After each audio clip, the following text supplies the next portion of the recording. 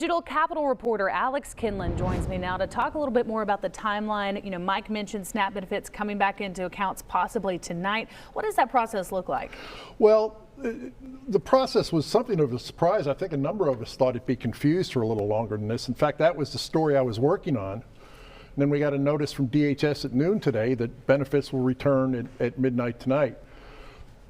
It's impressive because, of course, there were a lot of changes going on over at DHS. As recently as November 5th, they were planning for, instead of what would have been no benefits, benefits with a 35% decrease based on USDA guidance. And now, just as suddenly, they said, oh, okay, we're back in business again. There were supposed to be 1,500 laid off last Friday. They called that off because of the change of USDA guidance. So here we are. Now it comes back tonight, and benefits will start being served. Now, they have laid off 70 DHS employees. Okay. And they've called back about half of them today. The other half is depending on what other programs that they're assured will be funded. Okay. But as it is, 70 have been called back with the Division of Provider Services and Quality Assurance, which tells me that we're in that much better a shape for people getting their SNAP benefits on time and as expected. Okay, definitely something to keep our eye on just moving forwards. The impacts Mike talked about, we're talking about now, nothing just comes back to life right now. It's a long process indeed. No, and you understand these SNAP benefits aren't just, oh, it's this much money here. But they have to look at, there's all sorts of factors in what allows for a person's benefit, what their income is, what portion of the federal poverty level and so forth. So there's quite a bit of calculations go in there. Okay, let's turn to something different. Today, a new ruling came out regarding a lawsuit that we, of course, have been following for weeks now about special elections for House District 70. We've also been following the Senate seat in District 26. So talk to me about what we found out today.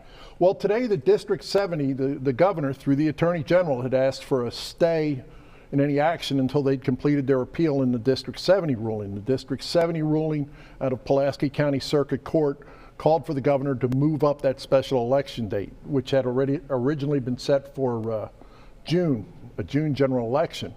They'd argued that the Democratic Party of Arkansas and several plaintiffs argued that, well, that's too late for us to have participation in the fiscal session, and we want to be represented in the fiscal session.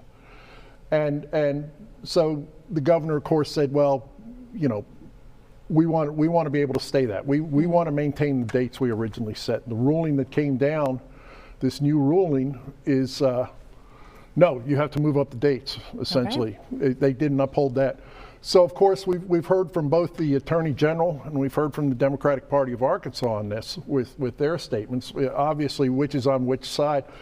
I'm not sure there's anything left to do but move up those special election dates. Okay, that was my next question. Is there any more appeals that can possibly be done that we know about? None that, based on my minutes of legal training, none that I'm aware of. Okay.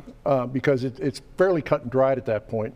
And certainly that ruling, which was a very brief ruling by the Supreme Court, made it very clear that, you know, this is it. All right. So we can expect these dates to move up, and we'll see where it goes from there. All right. Alex Kienlen for us today on KARK 4 News at 4. Thank you so much. Thank you, Caroline. A Little Rock